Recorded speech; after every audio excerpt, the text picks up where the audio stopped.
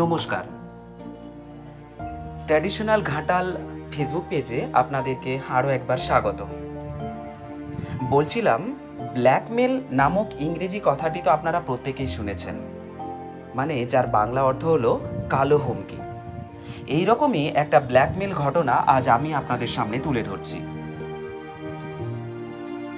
খেলার মূল চালিকা শক্তি ছিল তিন বোন, প্রিয়াঙ্কা যাদব, নিধি যাদব এবং রিয়া যাদব, যাদের বলা হয় যাদব সিস্টার্স।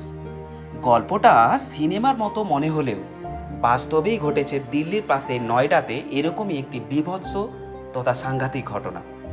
কিভাবে হতো এই কাজ, মানে বলতে চাইছিলাম কিভাবে হতো এই ব্ল্যাকমেলের কাজ। চলুন আজকে আমরা সেই গল্পই শুনি। তিন বোনের কাজ ছিল খুবই সহজ। সোশ্যাল মিডিয়া এবং বিভিন্ন মেসেজিং অ্যাপে একটা ভুয়ো ফ্রেন্ডশিপ ক্লাব চালাতো তারা। টার্গেট করা হতো এমন সব পুরুষদের যাদের পকেট গরম কিন্তু একাকিত্বে তারা ভুগছেন। মিষ্টি মিষ্টি কথায় বন্ধুত্ব পাতাতো এই তিন বোন। অল্প দিনেই বিশ্বাস অর্জন করে ফেঁসে ফেলা হতো ওই শিকারকে। এরপর আসতো আসল চাল। চলো না একদিন দেখা করি। নির্জন ডেটিং স্পট এবং আসল খেলা মেয়েদের ডাকে সাড়া দিয়ে যখনই কোনো পুরুষ দেখা করতে আসতেন, তাকে নিয়ে যাওয়া হতো নয়ডার কোনো শুনশান নির্জন জায়গায়। কিন্তু ভুক্তভোগী জানতেন না যে এর পিছনে ব্যাকআপ হিসেবে তৈরি আছে দুটো গাড়ি। যেই না ডেটিং জমে উঠেছে, অমনি হুট করে সেখানে এন্ট্রি নিত অম্বির যাদব, পঙ্কজ যাদব এবং মঙ্গেশ যাদব। এরা ছিল এই তিন বোনের পুরুষ সঙ্গী ও পেশাদার গুন্ডা। তারা এসে ভুক্তভোগীকে মারধর শুরু করত, অস্ত্রের ভয় দেখিয়ে মারধর করত এবং সর্বোপরি নোংরা অপবাদ দিয়ে তাদের কেরিয়ার ও পরিবার ধ্বংস করার হুমকি দিত।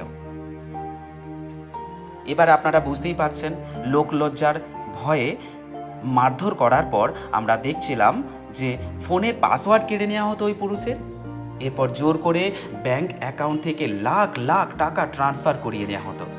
এমনকি শেষ এক কাণ্ডে তো এক ব্যক্তির কাছ থেকে 1,80,000 টাকা তো নিয়েই ছিল ওই ব্ল্যাকমেলরা। তার সাথে দামি ফরচুনার গাড়িটাও ছিনতাই করে পালাতো ওই গ্যাং।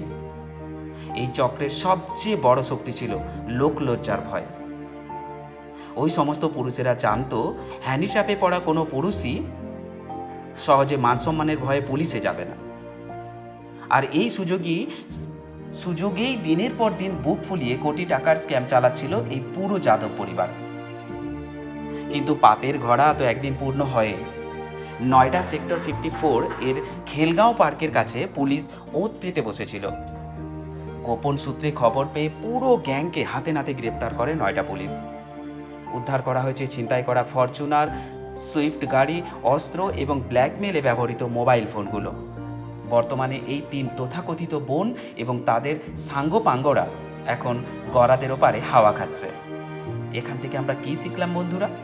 সোশ্যাল মিডিয়ায় অচেনা সুন্দরী বা কোনো ফ্রেন্ডশিপ ক্লাবের ফাঁদে পা দেওয়ার আগে অন্তত 10 বার ভাববেন আপনারা।